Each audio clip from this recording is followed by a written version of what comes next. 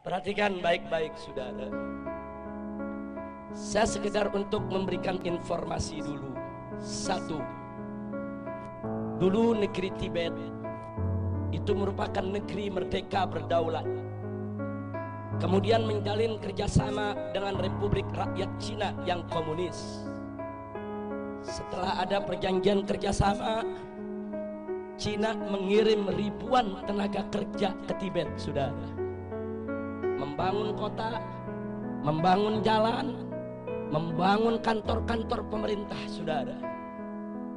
Kemudian setelah pembangunan selesai, ternyata ratusan ribu para pekerja tersebut angkat senjata melakukan pemberontakan di Tibet. Kok bisa? Ternyata para pekerja tersebut adalah tentara, saudara. Tentara yang memang dididik, saudara, untuk bekerja. Kemudian setelah itu Tibet jatuh, dikuasai oleh negara Cina, dan pimpinan tertinggi agama yang ada di Tibet, yaitu Dalai Lama, ditangkap dan diusir ke luar negeri sampai hari ini, saudara.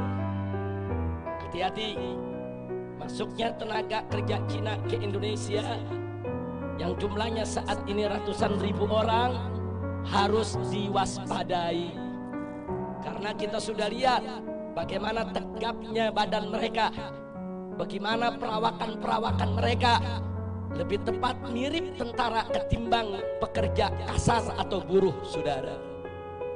Yang kedua, saudara, di tengah Afrika ada satu negeri bernama Angola, dibantu habis-habisan oleh Republik Rakyat Cina, saudara. Setelah diikat dengan utang yang begitu besar, kemudian Cina mulai mengatur Angola. Anda tahu minggu ini apa yang terjadi? Parlemen Angola mengajukan undang-undang untuk ditandatangani oleh presiden yang isinya Islam tidak boleh ada di Angola, dan seluruh masjid harus ditutup. Alasannya karena berlawanan dan bertentangan dengan adat istiadat Angola, saudara. Ya, hari ini Islam dilarang di Angola, saudara. Bagaimana dahsyatnya pengaruh Cina komunis sampai di Afrika, saudara, dipengaruhi sedemikian rupa. Yang ketiga, ada satu lagi negara di Afrika bernama Zimbabwe, saudara, juga diberikan utang besar-besaran oleh Cina, saudara. Setelah utangnya, saudara, membengkak, Zimbabwe tidak mampu untuk bayar utang, saudara. Lalu apa ditawarkan oleh Cina komunis? Dibebaskan dari utang, tidak perlu bayar utang.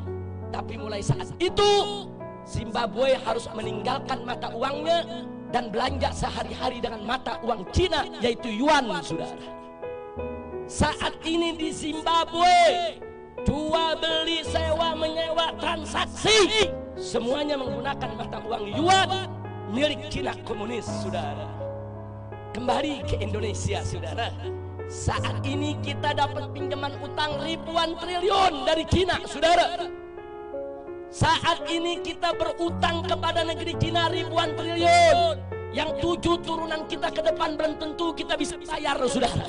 Hati-hati dengan ribuan triliun kita hutang ke Cina. Saat ini Cina komunis mulai mengobok-obok kita punya negeri, saudara. Mari kita lihat satu, saudara, bagaimana mereka masukkan tenaga kerja. Ratusan ribu orang masuk ke Indonesia saat ini. Dan minggu yang lalu, saudara, Presiden Jokowi sudah menyatakan, mengingatkan kepada para pengusaha untuk tidak lagi bertransaksi dengan dolar ataupun rupiah, tapi bertransaksi dengan yuan, mata uang Cina, saudara. Ini bukan fitnah, ini keputusan presiden, saudara. Nggak sampai di situ, saudara. Sebulan yang lalu presiden juga mengeluarkan kepres bahwa orang asing termasuk Cina komunis diberikan hak milik untuk memiliki rumah, memiliki tempat tinggal, dan memiliki perkebunan di Indonesia, saudara. Ini nggak pernah terjadi. Orang asing diberikan hak milik. Ada apa gerangan yang terjadi, saudara? Tidak sampai di situ, saudara. Apa yang terjadi di reklamasi pantai Jakarta, saudara? Anda tahu yang terjadi di sana? Sampai hari ini reklamasi tetap berjalan. Walaupun DPR sudah teriak, ulama sudah teriak, tokoh-tokoh nasional sudah teriak, tetap reklamasi sudah berjalan, saudara.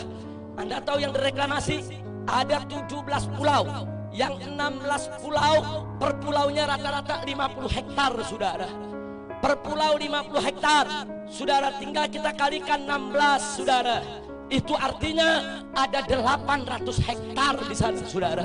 800 hektar, saudara. Dan sekarang sedang dibangun, yaitu tower-tower apartemen, saudara. 1 hektar itu bisa berdiri 10 tower, saudara. Kalau 800 hektar berarti bisa berdiri 8.000 tower, saudara. Dan 1 tower bisa menampung 1.000 unit rumah, saudara. Berarti, saudara, berarti 8.000 tower dikali, saudara, yaitu 1.000 unit, saudara, berarti 8 juta rumah. Kalau 1 rumah berisi 10 orang, berarti, saudara, 80 juta. Kalau 1 rumah separuhnya hanya berisi 5 orang, berarti 40 juta. 40 juta akan tinggal di reklamasi. Siapa mereka, saudara? Ternyata walaupun reklamasi pembangunannya belum selesai, apartemen belum dibangun, akan tetapi perusahaan-perusahaan itu sudah membuat iklan animasi, saudara. Mereka sudah buat maket, mereka sudah buat gambar dan diiklankan, saudara, di Beijing, di Macau, di Guangzhou, kemudian di Taiwan, di Singapura, saudara.